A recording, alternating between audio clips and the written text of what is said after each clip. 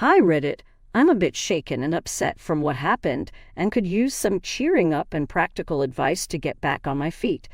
During my 30 years of conscious life, I've noticed that my older brother, George, 31M, has always been the golden child of our family. He always got more than me. George knew he was the obvious favorite, which is why he developed a superiority complex. No matter what he did to me, my parents would only punish me. It was clear they cared for him a lot more because he got the lion's share of everything, unless people like my grandparents and relatives called them out on it. This is why my parents packed us up and moved us about 150 miles away from our relatives so they could only see us on holidays.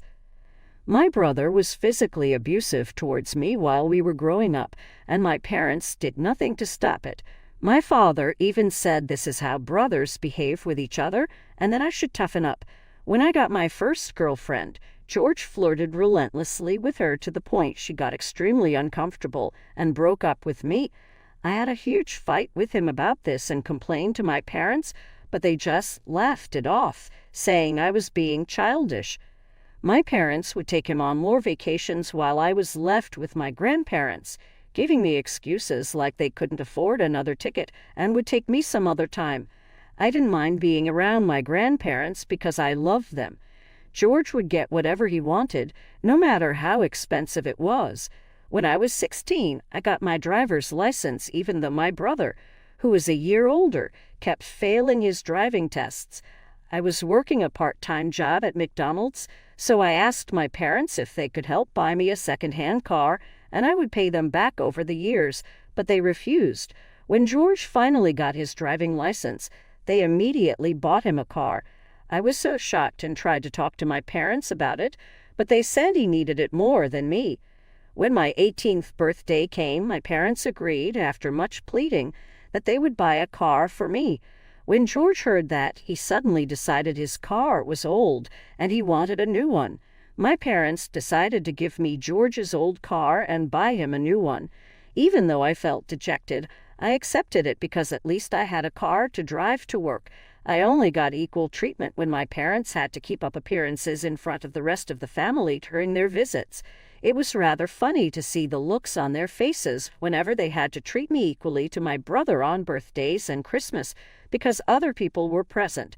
We had relatives who were very nosy and loved gossiping drama, so my parents did their best to hide their favoritism and threatened me to keep my mouth shut in front of others. Otherwise, they would take away all my stuff. When my older brother graduated high school, my parents were beside themselves with joy. They showered him with praise, expressing how proud they were of his achievements, and even organized a celebration for him. But when it was time for my high school graduation, my mother was late to arrive even though she had been at home all along, and my father never even bothered coming. That night during dinner, when I was sulking over their lack of enthusiasm and appreciation for me, they told me that high school graduation wasn't such a big deal and I should get over it.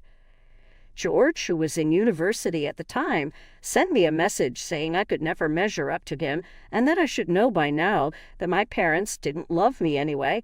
I remember crying myself to sleep that night. I realized that I could never make my parents love me, no matter how much I tried. This was the last straw, and I moved out. If anything, it just made my parents celebrate more because it meant they no longer had to provide for me. From that point on, I would usually only see my parents and brother on holidays like the rest of the family. At the time, I was working full-time and attending college with the help of scholarships that my parents did not pay for. They didn't even show up for my college graduation, saying it would take too much time to drive and visit me, but I didn't care. Ever since I graduated, I got hired at a nice company in my hometown that paid really well. George, on the other hand, dropped out of university because of his drinking problems. During this time, he started day trading with the money my parents gave him every month. He made some money and bragged to everyone, but then he had a major loss and lost everything. Despite this, my parents told him it was just a learning curve and encouraged him to find a stable job. He jumped from one job to another and finally landed a full-time position that paid much less than mine. George and I barely spoke, but whenever we met during Christmas, he would subtly remind me of his perceived superiority. He tried to imply that his choices were better than mine, even though his lower-paying job and tumultuous personal life contradicted the facade he tried to uphold. I didn't mind his taunts because my well-paid salary spoke for itself. Now, coming to the story, my father owns a small manufacturing firm he started about 5 years ago. His manager left suddenly after getting an offer from a competing company. My parents were worried since my father was getting old and couldn't oversee everything on his own. He didn't want to hire someone new and risk them leaving again in a few years. So my father invited both me and George for lunch, a rare occasion for the three of us to sit together. I was surprised my father had personally requested me to be there. As we sat around the table, my father got straight to the point. The family business was on shaky ground, and he needed our help. He explained that the manager had left, and he had been struggling to find a replacement. With the business facing tough times and bankruptcy looming, my father was desperate. He looked at both of us with a plea in his eyes. I kept quiet because, even though I would have happily decided to help, I knew he mostly wanted George's help. I waited for George to speak. To my surprise, George immediately dismissed the idea. He scoffed at working in a small family business and claimed he wasn't interested. His lack of concern for our parents' livelihood was apparent, and it was clear he saw their business as beneath him.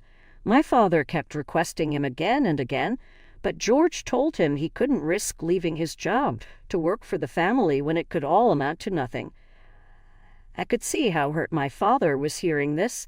It was shocking for me too, since I thought George would jump at the opportunity, given how much my parents favored him. My father, growing increasingly anxious, turned to me with hope in his eyes. He told me he really needed my help and couldn't bear closing down his business. I earned quite well, and because I lived alone, I had considerable savings, which I knew could help my parents out. I know it sounds foolish, but after a moment of contemplation, I decided to step up and accept the challenge. Despite the years of mistreatment and neglect, I couldn't bear to see my father's business crumble. I agreed to help, intending to turn the struggling business around. I even offered to use my savings to fund the family business and help it grow and expand. My parents were extremely grateful and thanked me profusely. Fast forward 5 years, and I have poured my sweat and soul into this company. I've established better relationships with our customers and improved our company image and reputation. I set up our website to grow internationally, brought our non-existent documentation into order, and established a company quality system close to ISO 9001. I improved production quality control and testing processes, reducing defects in manufacturing. I even helped our employees with packing, cleaning, and carrying heavy boxes when they were busy or when I had free time. Throughout all of this, my father did almost nothing. He hardly understood technology and would only oversee major orders. I was basically the only one handling everything. As the business thrived under my management, my parents began to acknowledge my capabilities. I was confident that eventually I would take over the family business. I didn't mind splitting it with my brother if he ever showed any interest. My relationship with my parents had improved considerably during this time. They didn't blatantly favor me like they had favored George, but they did respect me more. My grandparents were also happy to see how I was being treated like a son by my parents for the first time. 3 years ago, George came to our parents to announce he was getting married. Everyone was shocked, since we didn't even know he had a serious girlfriend. It turned out he had met Donna just a month ago, and they wanted a shotgun wedding. This was a huge red flag for me since they hardly knew each other. I told my brother about my concerns, but he scoffed, telling me to keep my nose out of his business and not to act smart just because I earned more than him. After that, I stayed out of his life. When George got married, everything changed.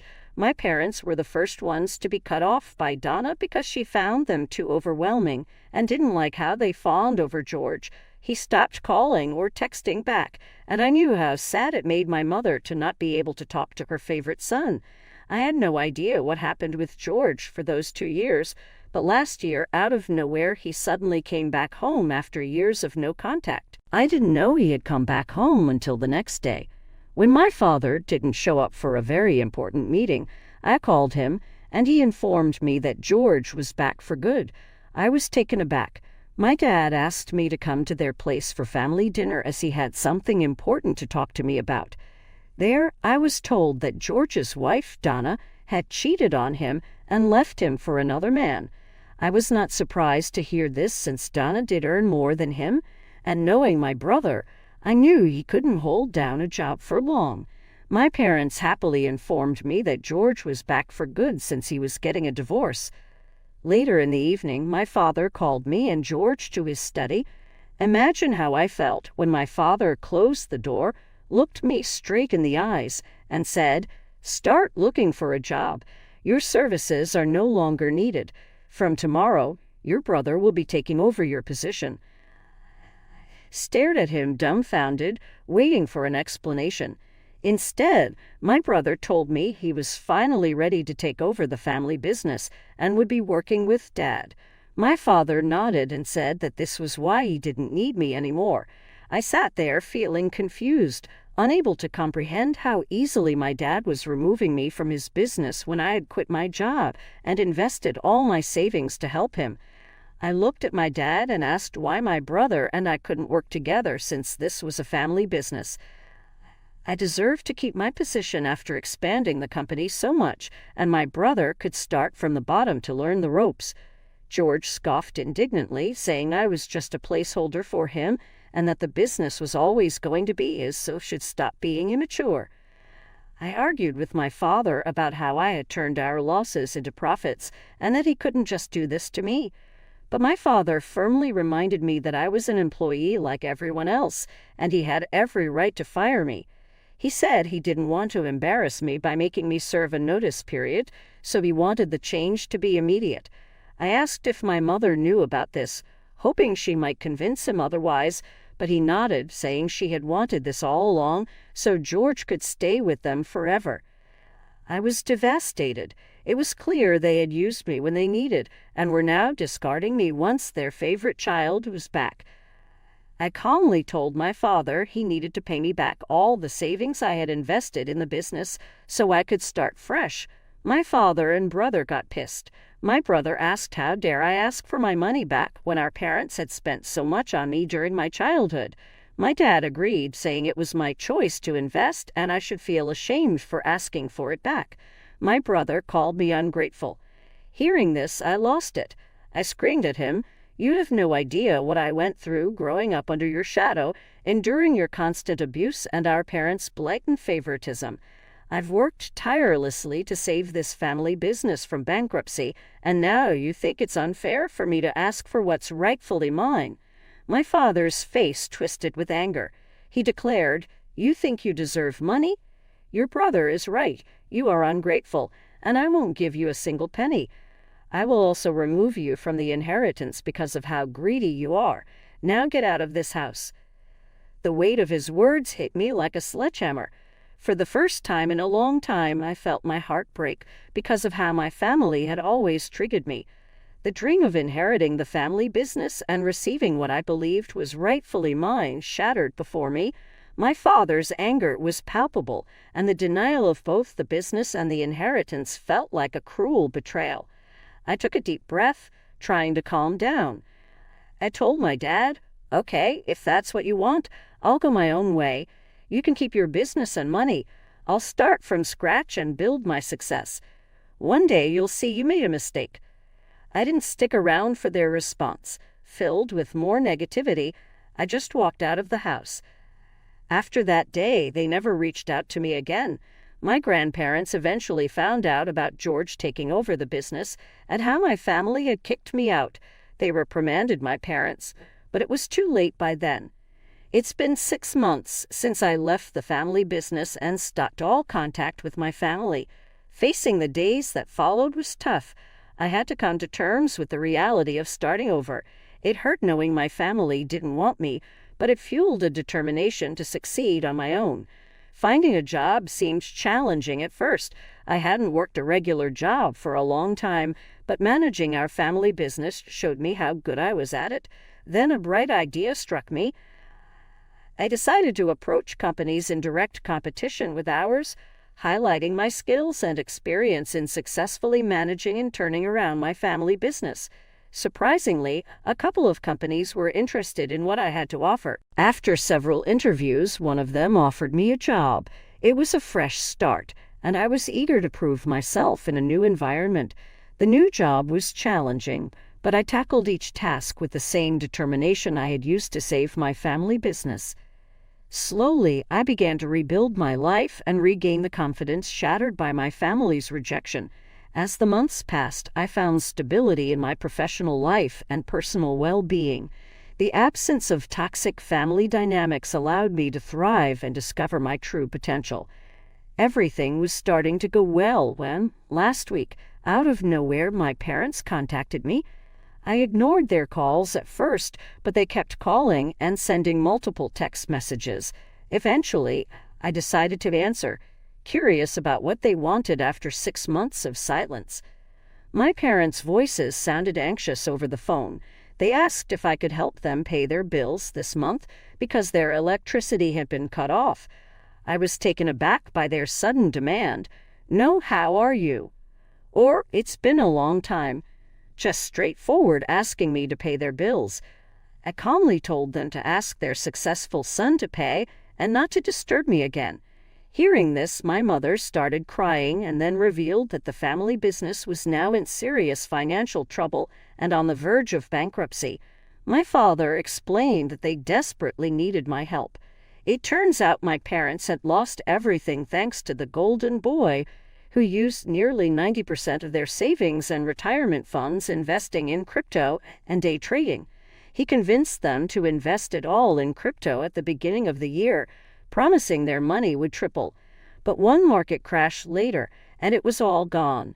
George was also failing miserably in the family business, and all the workers hated him.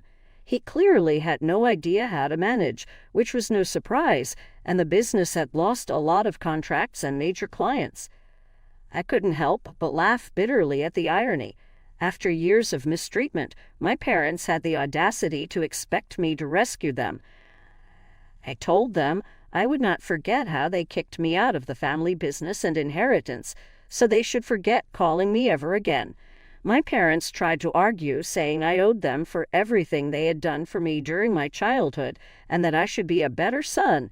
I was getting so pissed at their audacity that I took a moment to collect myself and calmly reminded them of the years of favoritism, mistreatment, and the savings I had invested in their business, which they had never paid me back for. I pointed out how I had turned their struggling business into a thriving one, all the while being treated as a mere employee. I warned them that if they ever contacted me again, I would take them to court to force them to pay me back my savings and sell their house if necessary. The conversation quickly turned into a heated argument, but I stood my ground and firmly told them that I wouldn't be coming to their aid, no matter how much they cried about it. It felt liberating to finally stand up for myself and reject their demands. Since then, I have received messages and calls from them, my brother, and other relatives saying how I should help them out and that I'm being too cruel. Only my grandparents, with whom I stayed as a child while my parents went on vacation, have stood by my side, knowing how my parents have behaved with me over the years. Am I the asshole for refusing to help my family out now that they have lost everything thanks to their golden boy? Update 1. I wanted to express my heartfelt gratitude for the overwhelming support and encouragement I have received from this community. Your words have been a source of strength during this challenging time, and I appreciate every comment and message that has come my way. It means more to me than I can express. My relatives found out about this because my parents reached out to one of their cousins for help when I refused. Instead of telling them the entire story about how my brother was behind the business going bankrupt, they told him how my brother was trying to support them during a tough time while I had blatantly refused to pay their bills. They lied, knowing I would be blamed by everyone, just to avoid embarrassing my brother. I agree with everyone that I should not keep my mouth shut anymore. What my parents have done to me cannot be forgiven or forgotten.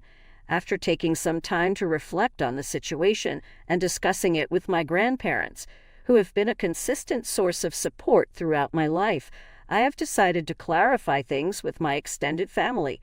This weekend, I plan to address the years of mistreatment, the unjust removal from the family business, and the financial investment I made in my parents' struggling enterprise that was never acknowledged. It's time to set the record straight and make my side of the story known. I will update you once I have informed everyone. Update 2. As I mentioned earlier, I wanted to address all my relatives' misconceptions, and I did just that this morning by sending a mass email to everyone who had messaged or called me to ask why I wasn't helping my parents out. In the email, I shed light on the years of suffering I endured under my parents' roof, detailing the mistreatment, blatant favoritism, and unfair expulsion from the family business and inheritance when their golden child returned. I wrote exactly how much savings I had invested in the family business and how my parents kicked me out without paying a penny back to me. It was crucial for me to clarify the reasons behind my decisions and ensure that everyone understood the reality of my experiences. After sending the email, I felt much lighter because now everyone knows my side of the story. I don't know if my relatives will believe me, but regardless of what they choose to believe, I just wanted to speak my truth. Update 3. It's been 3 months since my last update, and I wanted to share some positive developments in my life. Following the mass email, some relatives reached out to apologize, expressing their shock and sympathy for the years of mistreatment I had endured. They had no idea about it, and it was validating to hear their understanding and support. These relatives also took it upon themselves to reprimand my parents for their actions. Although I don't know exactly what they said, my parents and brother tried to reach out to me multiple times, even sending messages about how childish and immature I was for talking about family matters to others.